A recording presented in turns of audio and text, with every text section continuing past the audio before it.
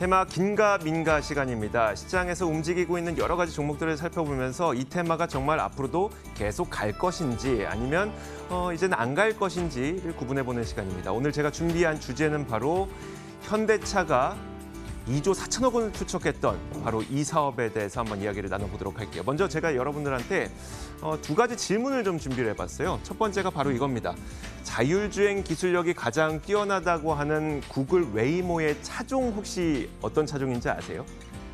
아마 이거 기억하고 계시는 분들 거의 없을 텐데 바로 크라이슬러 퍼시피카 미니밴입니다. 근데 이게 별로 중요하지 않습니다. 그리고 우리는 단 한 번도 구글 웨이모가 굉장히 좋은 자율주행차라고 알고 있지만 구글 웨이모의 차종이 뭐야? 라고 궁금해했던 적이 단 한 번도 없습니다. 왜냐하면 어차피 이 자율주행차는 이 차종보다는 더 중요한 것이 소프트웨어와 그 안에 들어가 있는 데이터이기 때문이죠. 두 번째 질문을 한번 드려보도록 하겠습니다. 우리가 뭐 여러 가지 컴퓨터도 쓰고 노트북도 쓰고 하는데 뭐 삼성도 있을 거고요. LG, HP, 델, 에이수스, 뭐 레노버 여러 가지 컴퓨터를 많이 쓰고 있습니다. 근데 여러분들이 굳이 이 브랜드들을 따지지 않고 이 컴퓨터들을 성능에 걱정 없이 잘 쓸 수 있는 이유가 뭘까요? 바로 인텔 칩이 그 안에 들어가 있기 때문이고요. 그리고 그래픽카드로 우리는 엔비디아를 쓰고 있기 때문입니다. 삼성을 쓰던, 델을 쓰던, 뭐 레노버를 쓰던 우리는 인텔 칩을 쓰고 있고요. 그리고 엔비디아의 GPU를 쓰고 있죠. 그러다 보니까 이 브랜드와 관계없이 우리는 어느 정도 수준 이상의 그 성능을 경험할 수가 있는 거죠. 지금 제가 사진을 한 가지 준비했는데 인텔 들어가 있고 엔비디아 GPU 들어가 있는 거 확인할 수 있습니다. 근데 여러분들 지금 이 노트북의 브랜드 구분하시겠어요? 사실 구분할 필요도 없고 구분할 수도 없습니다. 제가 이 이야기를 드리는 이유는 바로 이겁니다. 어쩌면 자율주행차라고 하는 것은 바퀴가 달린 컴퓨터라고 해도 무방할 것 같은데 그럼 여기에서 과연 그 자동차의 차종이 중요할 것이냐? 거의 중요해지지 않는 시기가 자율주행 시대에는 다가올 수가 있다는 것이죠.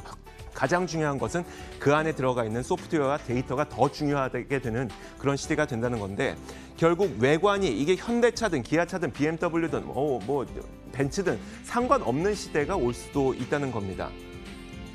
자, 다음 이야기를 한번 보면 여기에서 바로 현대차가 왜 앱티브라는 기업과 함께 조인트 벤처를 설립했는지를 알 수가 있게 되는 건데요. 자율주행 시대의 핵심을 꿰뚫는 게 바로 이겁니다. 소프트웨어와 데이터가 가장 중요하다는 거죠. 그래서 이 소프트웨어와 데이터를 하는 기업과 협업 관계를 맺기 위해서 조인트 벤처를 설립한 건데 앱티브가 바로 세계 3위의 자율주행 소프트웨어 기업이고요. 그리고 또 한 가지가 자율주행 시대가 도래하게 될 때에는 아마 개인들의 자율주행차보다는 택시로 먼저 포문을 열게 될 가능성이 높습니다. 그러면 이 택시로 포문을 열게 되면서 수많은 사람들이 그 자율주행 차량을 탑승하게 되고 거기에서 수집된 정보들을 데이터로 확보를 하게 되고요. 이 데이터를 판매를 할 수도 있고 아니면 이 데이터를 이용해서 또 다른 사업을 진행을 할 수도 있습니다. 말하자면 현대차가 자율주행차가 됐을 때 혹은 자율주행 시대가 됐을 때 자동차 업체들은 자동차를 만드는 제조기업이 아니라 서비스 수익을 얻는 서비스 기업이라고 생각을 해도 될 것 같아요. 왜냐하면 애플도 요즘에 많이 바뀌고 있죠. 이제는 아이폰을 팔아서 돈을 버는 비중보다도 서비스로 돈을 버는 비중이 점차 늘어나고 있습니다. 애플 TV 플러스 나온다고 하죠. 뭐 구글 애플 앱스토어에서 돈 벌고 있죠. 그리고 애플 카드 나오죠. 이런 것들이 이제 만들어 파는 비중보다는 서비스 비중으로 우리가 수익 모델의 자체를 바꿔버린다는 의미를 좀 찾아가면 좋을 것 같은데 자동차는 아직까지 그런 움직임이 나타나고 있지는 않지만 미래에는 그런 식으로 바뀌게 될 거라는 거죠. 자, 만도의 지난 그 시장의 주가 급락에 대해서 신영증권에서 핵심 부품을 담당하는 현대모비스 때문에 만도의 입지가 불투명하다라는 평가를 내놨습니다. 여기서 어떤 의미를 찾아봤냐면 제가 문득 이런 생각이 들었어요. 현대차가 자율주행 시대로 갈 때 그러면 소프트웨어나 데이터는 앱티브일 걸 쓰겠죠. 그리고 자율주행 솔루션은 이미 투자하고 있는 오로라 걸 쓰겠죠. 차량 공유 플랫폼은 이미 투자하고 있는 그랩 걸 쓰지 않을까. 커넥티드 서비스의 경우에는 사운드하운드에 이미 투자하고 있으니까 이쪽 걸 쓰지 않을까. 자, 그렇다면 정말 자율주행차 시대가 많이 도래하게 됐을 때 그리고 이런 기대감을 갖게 됐을 때 이 수혜를 모두 다 가져가는 것은 제조에 대한 이익뿐만 아니라 서비스 이익까지 모두 다 챙겨갈 수 있는 현대차 하나인 것은 아닐까. 아니면 반대로 지금 시장에서 거론되고 있는 여러 가지 거론되는 수혜주들, 이런 수혜주들이 더 큰 이득을 얻어갈 수 있을 것인가 참 많은 고민이 되더라고요. 그래서 이에 대해서 한번 지금부터 이분과 함께 이야기를 나눠보도록 하겠습니다. 자, 코스파트너스 김진경 팀장 나오셨습니다. 안녕하세요. 네, 안녕하세요. 자, 자율주행이 먼 미래에 될 거란 건 누구나 알겠어요. 근데 우리는 이제 또 제목 자체가 테마 긴가민가니까 그럼 지금 당장 이 자율주행의 바람이 불 수 있을까? 여기에 대해서는 어떻게 생각하세요? 네, 일단 어제 현대차 그룹에 또 대규모적인 자율주행 투자 공시도 나왔었고 네. 또 워낙에 또 가지고 있는 기술력들도 함께 좀 어느 정도 투자의 확대를 하겠다라고 좀 발표를 했었죠. 그렇기 때문에 자율주행차에 대해서 오히려 유독 시장 안에서 더욱더 관심을 받는 계기가 되었던 것 같습니다. 일단은 지금 뭐 국내 완성차 업체가 적극적으로 좀 지원에 나서고 있는 만큼 관련 부품주들도 좀 주가가 뛰어오르는 좀 모습을 보이기도 했었는데요. 일단은 미래 핵심 산업으로 좀 떠오르고 있기 때문에 이런 자율주행차 관련주의 경우는 오히려 조금은 중장기적으로 지켜볼 필요는 있다라고 생각을 하고 있습니다. 뭐 자율주행차의 경우 뭐 인공지능이라든지 여러 가지 기술을 또 결합을 한 하나의 어떤 조금 그 차량인데요. 그렇기 때문에 오히려 인공지능 이런 부분이 좀 들어가다 보니까는 지금 현실과 다른 뭐 규제라든지 제약적인 부분도 고려를 해야 되기 때문에 오히려 자율주행차 산업에 대해서는 지금 당장보다도 미래를 좀 먼 미래를 또 바라봐야 될 것 같습니다. 지금 뭐 물론 국내 완성차뿐만 아니라 해외 완성차 업체들도 마찬가지로 이런 자율주행 차에 대해서 적극적으로 관심을 가지고 또 투자를 확대를 하고 있지만은 이게 실생활에서 이용이 되기 전까지도 여러 가지 또 거쳐야 될 산들이 있기 때문에 이런 부분은 좀 앞으로 사업의 성과에 따라서 보다도 오히려 좀 더 관심 있게 지켜봐야 될 부분이지 않나라고 생각을 하고 있는데요. 일단은 뭐 물론 중장기적으로 본다면은 자율주행 차에 대해서는 꾸준히 관심을 지켜볼 필요 있다라고 생각을 하고 있습니다. 다만 우리는 또한 주식을 하고 있는 사람이지 그러니까요. 않습니까? 네. 그렇다면은 주식 투자를 하는 거에 있어서 단기적인 관점으로 본다면은 일시적인 테마에 또 그칠 가능성도 있다라고 생각을 해주셔야 되실 것 같습니다. 왜냐하면은 제가 어제 자율주행차 관련주를 좀 꾸준히 살펴보았는데요. 네. 물론 주가는 급하게 또 오르는 경향도 있었지만은 외국인이라든지 기관의 경우는 오히려 크게 관심 갖지 않았기 때문에 단기적으로 그칠 가능성이 높다라는 점에도 염두를 해두셔야 되실 것 같습니다. 물론 중장기적으로 긍정적인 면들은 많겠지만은 오히려 단기적으로 주식 투자 관점으로 본다면은 오히려 일시적으로 이슈에 의해서 민감하게 반응할 가능성도 있기 때문에 이러한 부분들은 꼭 감안을 해주셔야 되실 것 같습니다. 알겠습니다. 자, 그렇다면 좀 단도직입적으로 그냥 전체적으로 봤을 때 물론 이 가운데도 지금 당장 또 올라갈 수 있는 종목들도 분명 존재하겠죠. 근데 전체적으로 봤을 때 그러면 자율주행차와 관련된 테마 지금 당장 매수의 기회는 아니다?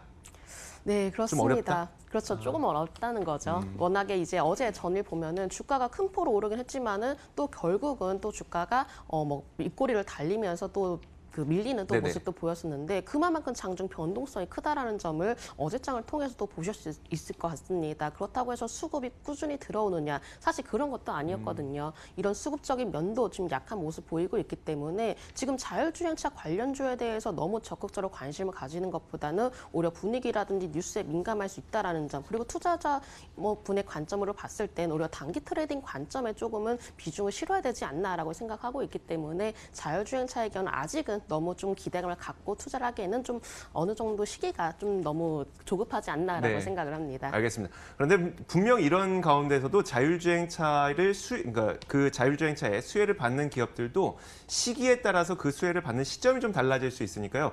김진경 팀장이 그럼 생각하고 있는 어떤 종목은 무엇인지 지금부터 알아보도록 하겠습니다.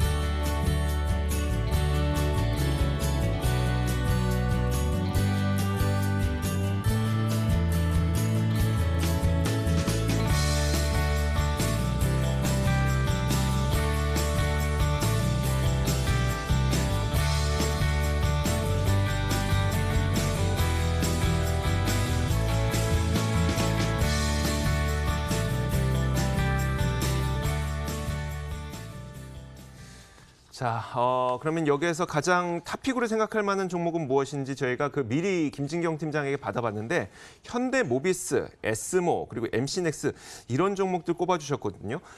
이 종목 가운데 탑픽 종목을 하나만 골라주세요, 팀장님. 네, 제가 이 가운데 탑픽 종목은 현대모비스에 대해서 말씀을 드려보려고 네. 합니다. 일단 현대모비스의 경우는 워낙에 대형주이기도 하지만은 이 자동차 부품주 안에서도 대장주적인 역할을 하고 있는데요. 제가 앞서 말씀드렸다시피 어제의 경우는 좀 여러 관련주들이 장중에 변동성이 확대가 되는 모습을 보였습니다. 그렇다면 오히려 리스크를 크게 좀 중소형주를 들고 가시는 것보다는 그래도 안정적인 좀 대형주에 관심을 갖자라는 관점에서 제가 현대모비스를 좀 말씀을 드리려고 하고요. 일단 현대모비스의 경우는 이번 현대차의 투자에 직접적인 수혜를 받을 가능성이 높을 것으로 판단됩니다. 시장에서 내다보기로는 적은 투자 금액으로 액티브의 연구 개발을 또 지원을 받고 또 직접 재산권에 대해서 접근 권한을 확보를 했다라는 전망이 나오고 있는데요. 그만큼 또 긍정적인 소식들이 좀 나오고 있는 상황에서 이번 자율주행차 산업에 대해서 워낙에 기대감 또한 높아지지 않을까라고도 생각을 하고 있습니다. 일단 현대모비스 다른 관련주에 비해서 그래도 변동성이 크지 않기 때문에 시장 안에서는 그래도 안정적으로 좀 대응을 할 수 있지 않을까라고 판단을 하고 있는데요. 자, 먼저 일봉 차트부터 확인을 해보도록 하겠습니다. 현대모비스의 좀 일봉을 확인을 해보시면은 꾸준히 주가가 상승하는 모습 보여왔습니다. 그러면서 최근에 들어서는 정배열 자체를 좀 그려 나가고 있기 때문에 오히려 이 시장 안에서 그리고 변동성이 큰 시장 안에서도 그래도 편안하게 대응할 만한 종목이다라고 판단되는데요. 이평선 자체 안정적으로 지지를 받으면서 꾸준히 우상향 패턴을 그려 나가고 있습니다. 이 와중에도 외국인과 기관이 그래도 꾸준히 수급이 유입이 되고 있기 때문에 이 주가 상승을 좀 뒷받침을 하고 있다라고 생각해 주시면 되실 것 같고요. 물론 지금 자율주행차 관련주의 수급 흐름이 약한 면은 사실이지만은 그래도 비교적 현대모비스의 경우는 수급이 안정적으로 유입이 되고 있다라는 점에 차이점을 말씀을 드려보도록 하겠습니다. 주봉의 흐름 살펴보도록 하겠습니다. 자, 주봉의 모습 보시면은 최근 들어서 강한 V자 반등을 그리면서 힘차게 올라와 주는 모습 보이고 있습니다. 이렇게 V자 반등을 그려 나가면서 최근 주가 자체가 탄력을 받는 듯한 모습 보이고 있는데요. 20주선에서 꾸준히 지지를 받고 있는 상황이기 때문에 오히려 현대모비스의 경우는 좀 더 대형주를 선호하시고 중장기적인 관점을 가지신 투자자분들에게 적합한 종목이지 않을까라고 판단됩니다. 월봉에서도 마찬가지로 지금 전체적으로 안정적으로 좀 패턴을 그려오면서 이 120월선을 좀 돌파를 하려는 모습 보이고 있습니다. 이 120월선을 좀 돌파를 하게 된다면은 오히려 좀 더 중장기적인 면으로 30만 원대까지 노려볼 수 있는 자리이기 때문에 이 점 참고를 해주시기 바라겠고요. 다만 전일 자율주행차가 이제 급등했기 때문에 한 차례는 또 피로감을 느낄 가능성도 있습니다. 이 점은 꼭 감안을 해주시기 바라겠고 그리고 대형주이기 때문에 좀 더 단기적인 관점보다는 중기적인 관점이 어울린다라는 점도 제가 추가적으로 말씀을 드려보도록 하겠습니다. 목표가의 경우는 제가 27만 원 제시해 드리도록 하겠고요. 손절가는 24만 6천 원 제시해 드리도록 하겠습니다. 네, 알겠습니다. 자, 이렇게 자율주행차와 관련돼서 가장 탑픽 종목으로 현대모비스를 꼽아주셨어요. 자, 지금까지 코스파트너스 김진경 팀장과 함께 테마 긴가민가 진행해봤습니다. 오늘 말씀 고맙습니다. 네, 감사합니다.